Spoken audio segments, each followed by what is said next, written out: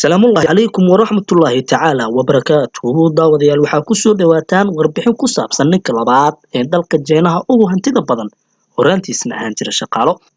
Fadlan subscribe saar gambaleelkana furo si aad ula socoto barnaamijyada xiisaha leh ee idinkugu soo gudbino sahan janaal.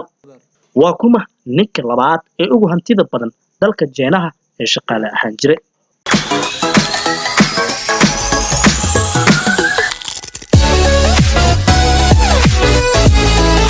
Shaqaale hore oo u shaqayn jiray shirkadda Google-ka ayaa qiimeyntii ugu dambeysay ee la sameeyay noqday qofka labaad ee ugu taajirsan dalka Jeenaha kadib markii uu hoos u dhacay iibka ganacsigiisa ee shirkadda Pinduoduo. Colin Hung waxaa lagu qiimeeyay hantidiisa 45.4 bilyan oo dollar sida ay tibisay shirkadda Forbes.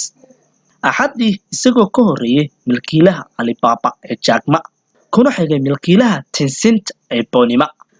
Mr. Hung wuxuu horey ugu shaqayn jiray shirkadda Microsoft kadib 3 sano ayuu injineer ka ahaa shirkadda Google-ka. 3daasi sano anigu aad bay qiimo igu lahaayeen ayuu ku soo daabacay boggiisa 2016.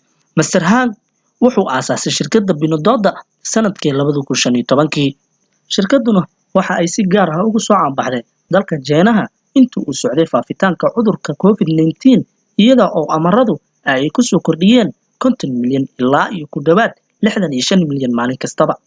Tilmaamaha cusub ay ka kooban tahay waxaa ka mid ah wax u iibsiga koox ahaan halkaasi oo macaamiishu isugu yimaadaan si ay ugu iibsadaan waxyaalo badan qiimo hoosana leh.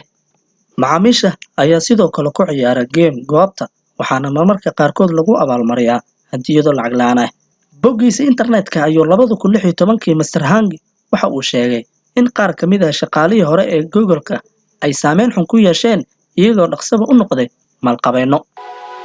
Waxa ay si lama filaan ah u heleen lacag aad u badan waxa ayna lumiyeen dhiirigelinta ay ku shaqeeyeen waxa ayna bilaabeen in ay raadsadaan madadaalo iyo shaqooyin cusub ayuu ku qoray boggiisa internetka 2016.